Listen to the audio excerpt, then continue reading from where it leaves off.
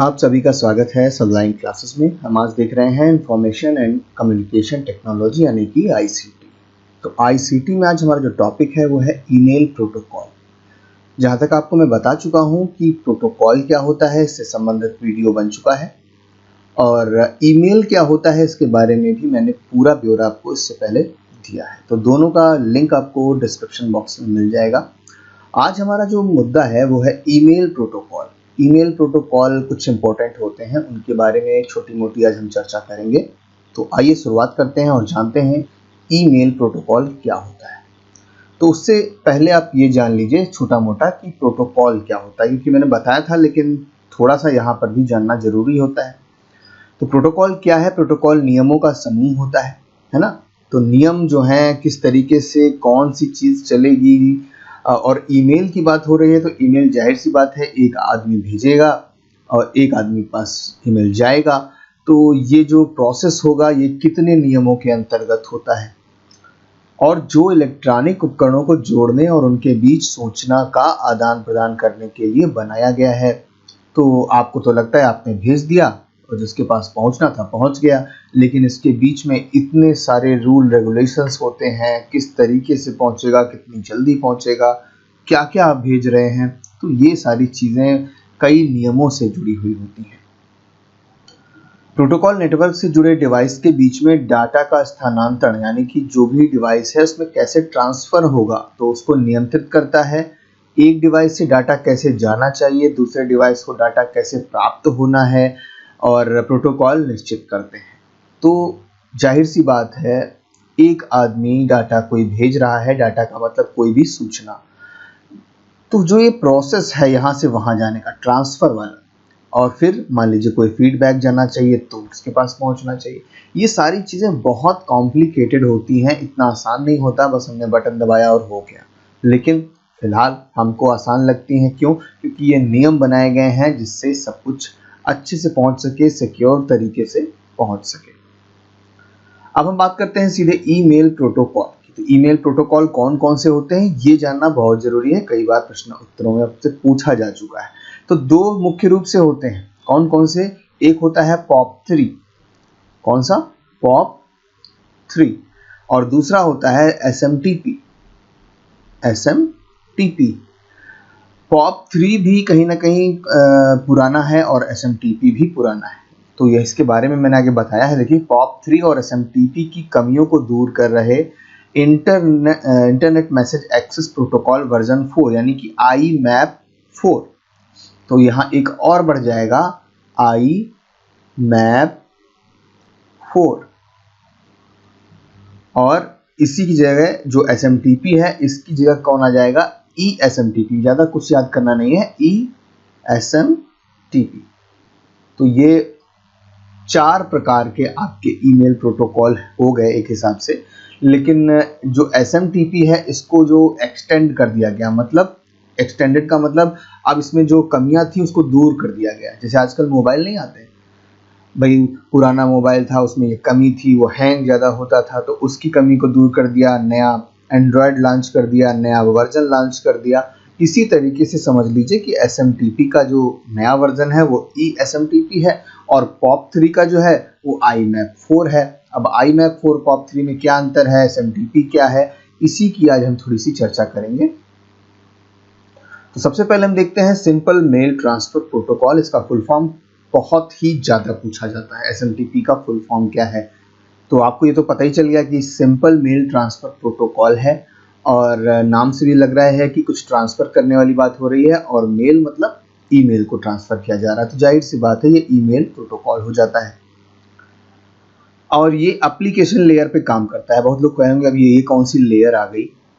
तो application layer जो होती है इसको पढ़ने के लिए आप हमारा एक वीडियो है TCP/IP करके, वो आप देख सकते हैं, जिसमें मैंने इंटरनेट के बारे में पूरी बात बताई है कि इंटरनेट कैसे काम करता है। तो TCP/IP लेयर होती है और एक OSI लेयर होती है। OSI लेयर में 7 लेयर होती हैं और TCP/IP में 4 लेयर होती हैं। ये क्वेश्चन कई बार पूछा जा चुका है कि TCP/IP जो मॉड्यूल है उसमें कितने लेयर होती है? 4 होती है, और OSI लेयर 7 लेयर पे बना होता है। तो अब दोनों में क्या अंतर है वो आपको उस वीडियो में देखने को मिल जाएगा, बहुत बड़ा वीडियो हो जाएगा नहीं तो यहाँ पे। तो टीसीपी आईपी इंटरनेटवर्क जैसे इंटरनेट पर ईमेल स्थानांतरण करता है, एसएमटीपी एक मैकेनिज्म प्रदान करता है। एक बात मैं बता दूं, यहाँ पे लिखी नहीं है, जो एसएमटीपी है इसका मेन काम क्या है? इसका मेन काम होता है ईमेल भेजना। भेजना मतलब सेंड करना। तो हम कह तो रहे हैं ईमेल प्रोटोकॉल, लेकिन ईमेल प्रोटोकॉल में एसएमटीपी का एग्जैक्टली काम क्या होता है? सेंड करने का।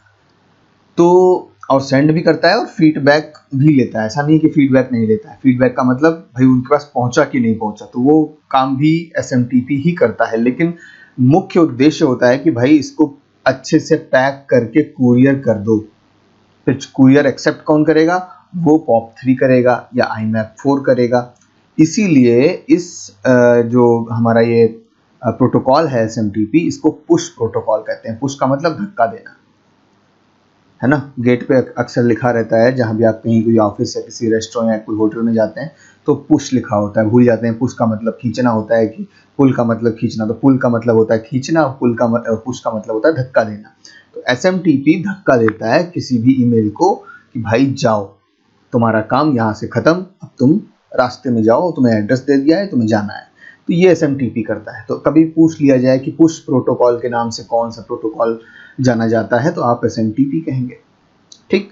और ईमेल सेंड करना में मुख्य उद्देश्य होता है। ये दो चीजें आप दिमाग में डाल लीजिए। बाकी जो मैंने लिखा है ये है इंपॉर्टेंट, लेकिन हो सकता है इसमें से कुछ ज्यादा ना पूछा जाए।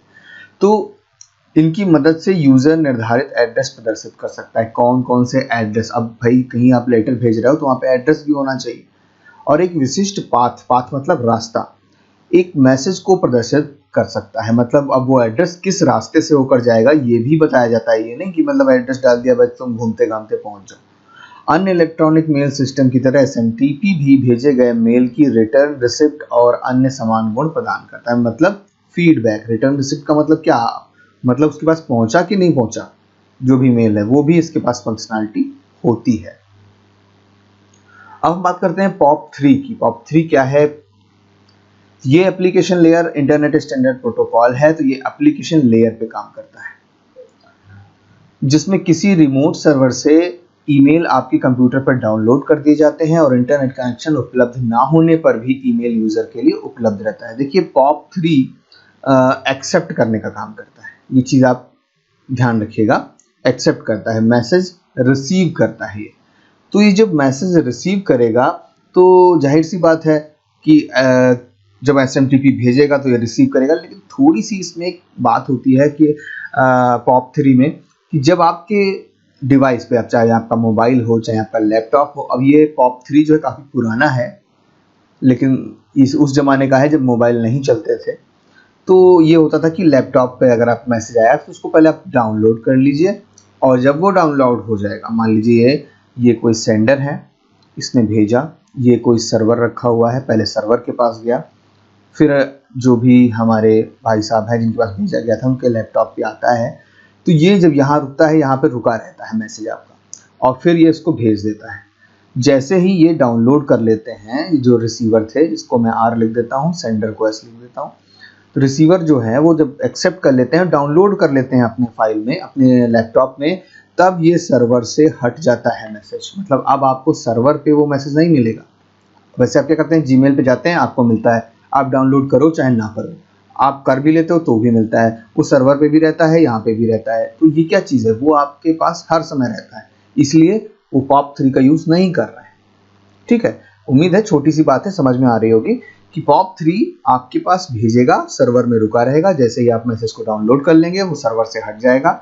मतलब अब अगर आप मैसेज को डिलीट भी कर देंगे तो फिर वो आपके पास भी नहीं रह जाएगा और सर्वर पे भी नहीं रह जाएगा। ये चीज़ POP3 से संबंधित होती थी, इसीलिए इसको हटाया गया, इसकी जगह IMAP लाया गया, है ना। इसीलिए जो भी हमारा ये मैसेज है, क्योंकि ये एक्सेप्ट करता है, खींचता है अपनी तरफ, तो इसको पुल प्रोटोकॉल कहते हैं। जैसे पुश कहते थे SMTP को, यहाँ कहेंगे पुल प्रोटोकॉल। पुल का मतलब खींचना या एक्सेप्ट करना अपनी तरफ। POP3 के इंटरनेट स्टैंडर्ड प्रोटोकॉल है जो मैसेज को स्टोर और रिट्रीव करता है। इंटरनेट ईमेल मैसेज भेजने के लिए मुख्य ट्रांसपोर्ट तकनीक प्रदान करता है, किंतु इंटरनेट पर यह मैसेजिंग, स्टोरिंग और रिट्रीविंग के लिए कोई सुविधा नहीं देता। मतलब इंटरनेट पर जैसे ही आपका मैसेज डाउनलोड हो गया आपकी डिवाइस में, डिवाइस का मतलब लैपटॉप, कंप्यूटर वगैरह में, फिर ये इंटरनेट पे नहीं रह जाएगा। इंटरनेट का मतलब सर्वर पे नहीं रह जाएगा आपका मैसेज। होस्ट एक दूसरे से लगातार जुड़े होने चाहिए, किंतु अधिकांश यूजर हमेशा इंटरनेट से कनेक्ट नहीं रहते हैं। क्यों? अब ये पुरानी चीज़ है, आपको मैसेज एक्सेप्ट कर लेना है, डाउनलोड कर लेना है, उसके बाद वो अगर आराम से आप इंटरनेट पे नहीं भी होंगे तो कोई बात नहीं, आप पढ़ लीजिए अपने आप बाद में। POP3 प्रत्येक यूजर से प्राप्त मैसेज को संग्रह करने के लिए तकनीक प्रदान करता है। ये प्रत्येक है, ठीक है, प्रत्येक यूजर से प्राप्त मैसेज को संग्रह करने के लिए तकनीक प्रदान करता है। मेल बॉक्स में मेल प्राप्त करने के लिए भी SMTP तकनीक प्रदान करता है, लेकिन POP3 उन मैसेज को तब तक संग्रह में रखता है जब तक कि उन्हें डाउनलोड नहीं कर लिया जाता। मतलब क्या है, सर्वर पे आपका मैसेज तब तक रहेगा जब तक आप उसको डाउनलोड नहीं कर लेते। POP3 क्लाइंट जैसे Microsoft Outlook 98, Microsoft Outlook Express, Microsoft mail news द्वारा पढ़ नहीं लिया जाता। मतलब जब तक इनके द्वारा आप पढ़ नहीं लोगे तब तक वो आपके मैसेज में रहेगा। ये वैसे हम लोग ज़्यादा यूज़ करते नहीं हैं। जो लोग थोड़ा जैसे प्रोफेशनल लोग हैं वो लोग आउटलुक एक्सप्रेस और माइक्रोसॉफ्ट मेल वगैरह का यूज़ करते रहते हैं, लेकिन आप मोस्टली यूज़ किसका करते हैं? ईमेल का। जैसे जीमेल है तो उसमें पड़ा हुआ है, तो जीमेल में मोस्टली आपका वही रहता है कि आपके पास मेल बना रहेगा, चाहे आप उसको डाउनलोड करो चाहे ना करो। आगे है एक POP3 सर्वर से मैसेज पाने के लिए POP3 क्लाइंट TCP पोर्ट 110 का उपयोग करते हैं। तो POP3 जो TCP पोर्ट होता है उसका 110 का उपयोग करता है।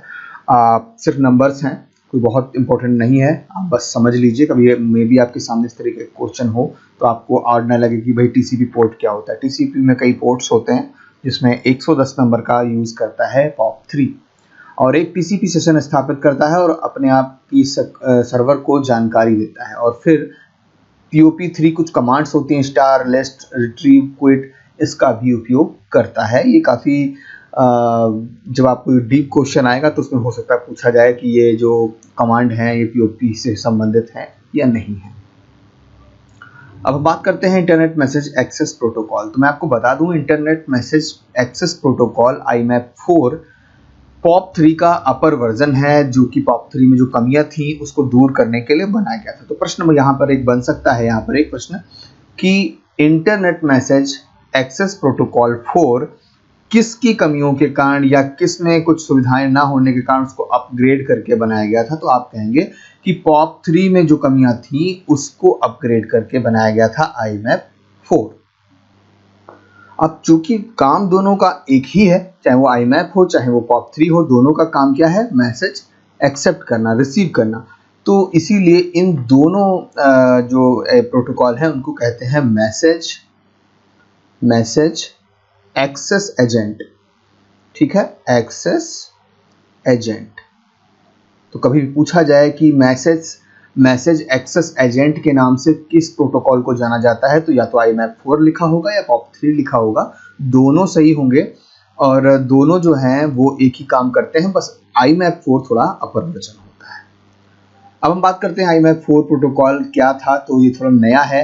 इसको मार्क क्रिप्शन ने 1986 में स्टैनफोर्ड विश्वविद्यालय USA, ठीक है, ये USA में है, में विकसित किया गया था। या ईमेल के प्रयोग किए जाने वाले अन्य प्रोटोकॉल POP के विकल्प के रूप में विकसित किया गया था। तो जो मैंने आपको बताया था ना कि POP3 के विकल्प के रूप में, मतलब उसमें जो भी कमियां थी उसको और अच्छा दूर करके लॉन्च किया गया। कंप्यूटिंग में IMAP ईमेल सर्वर से TCP/IP कनेक्शन के माध्यम से ईमेल की पुनः प्राप्ति और भंडारण के लिए प्रयोग किया जाता है वाला प्रोटोकॉल है, और यह OSI मॉडल के अनुसार एप्लीकेशन लेयर पे काम करता है।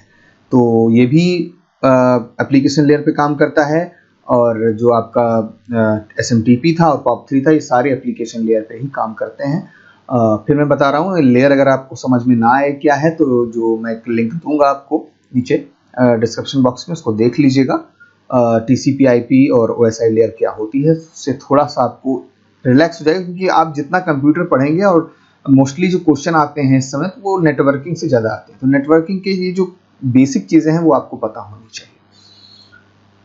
IMAP4 ईमेल मैसेज प्राप्त करने के लिए नया प्रोटोकॉल है और हमारे मेल सर्वर के ईमेल फोल्डर में संगठित करने में सक्षम है। हम अपने भेजे गए मेल को संग्रह कर सकते हैं और विभिन्न लोकेशन से उसको एक्सेस करने के लिए सर्वर पर ड्राफ्ट कर सकते हैं। जो मैंने आपको बताया था कि POP3 में डाउनलोड करना पड़ता था, लेकिन IMAP में आपको डाउनलोड कर भी लेंगे तो भी कोई दिक्कत नहीं है, डिलीट हो जाएगा तो भी वो सर्वर पे बना रहेगा।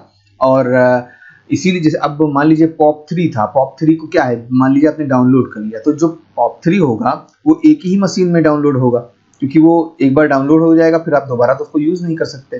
तो POP3 एक मशीन में, और जो IMAP है, IMAP ये कई मशीनों में चल सकता है आपका। मतलब आप किसी भी मशीन में जाके अपना ईमेल खोलिए और आप उसको पढ़ लीजिए। ये थोड़ा सा डिफरेंट दोनों में दिखाई देता है यहाँ पे।